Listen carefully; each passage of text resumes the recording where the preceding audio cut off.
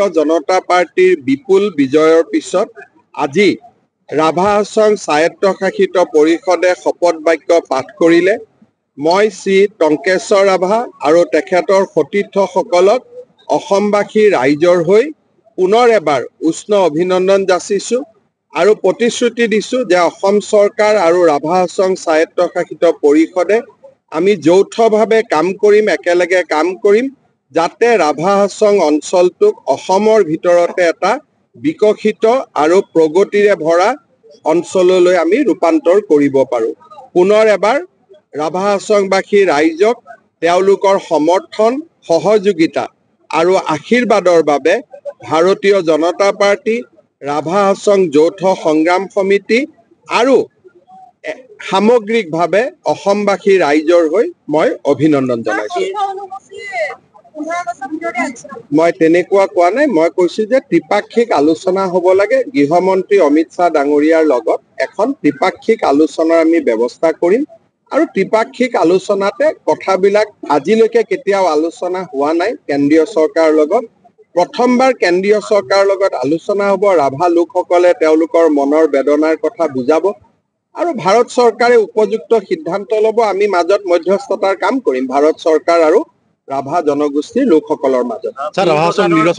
বিজেপিৰ ইমান ভাল হ'ল, পঞ্চায়ত নিৰ্বাচন কি হ'ব ছাৰ? পঞ্চায়ততো আমি একেলগে খেলিছোঁ, প্ৰায়বিলাকতো আনকণ্টেষ্ট গ'লেই দেখুৱাই, গতিকে আৰু বাকী 17 তাৰিখলৈকে আৰু আনকণ্টেষ্ট হ'ব।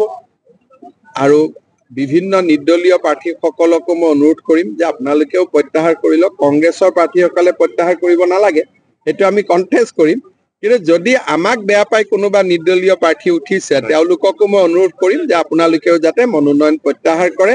একেলগে আছিলো, একেলগে থাকিম।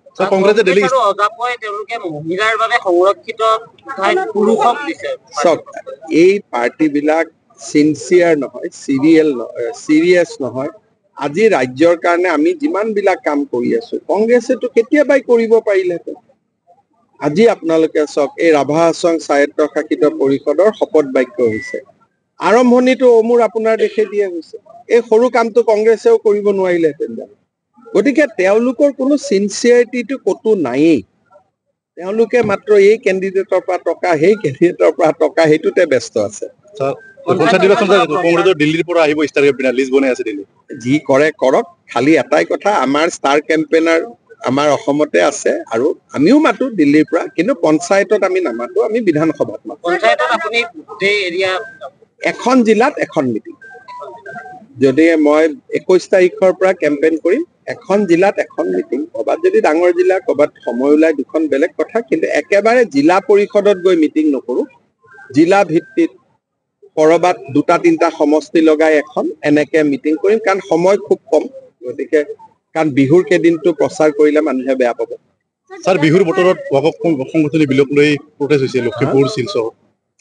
চাওক, প্ৰতিবাদ কোনোবাই কৰে, আমি আপত্তি নকৰোঁ, কিন্তু আইন হাতত ল'লে বা ৰাস্তাত নামি টামি আহিলে বাকী মানুহ, বাকী সম্প্ৰদায়ো ৰিয়েক্ট কৰিব। আৰু অসমখন তেনেকুৱা জেগা নহয়, আপুনি যদি ৰাস্তাত ওলাই আহে আপোনাক বেয়া পোৱা মানুহো থাকিব। সেইকাৰণে প্ৰতিবাদ স্মাৰক পত্ৰ দিয়াত একো আপত্তি নাই, মই একো বেয়া নাপাওঁ, কিন্তু কোনেও আইন যাতে হাতত তুলি নলয়।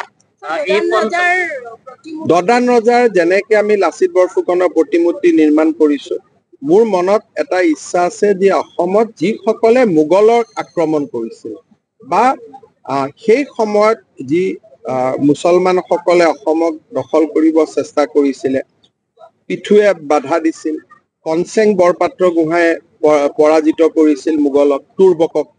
তাৰপিছত পিঠুৱে তুৰ্বকক পৰাজিত কৰিছিল, দদানে যুঁজিছিলে।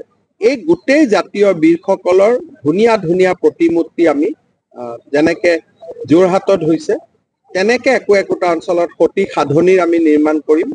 আপোনালোকে খুব 2 এদিনতে এই বিষয়ে ভাল খবৰ শুনা পাব। ছাৰ, বিহুৰ বতৰত এটা ভাল খবৰ লাগে, ৰাজ্যত চবে বিচাৰি আছে। যোৱাকালি ক'লোৱে, এতিয়া কেইবাটাও কাম আমাৰ হাতত আছে। 1 কোটি মানুহে একেলগে অমূৰ আপোনাৰ দেশ গাব। 8 ছেপ্টেম্বৰৰ পৰা ভূপেন হাজৰিকাৰ শতবাৰ্ষিকী আৰম্ভ হ'ব। এই বছৰটো বহুত কাম। আপুনি বিচৰা বাতৰি পাব কেৱল নিউজ 18 এপত। নিউজ 18 এপ ডাউনলোড কৰিবলৈ স্কেন কৰক এই QR কোড। গুগল প্লে ষ্টৰতো পাব এই নিউজ 18 এপ।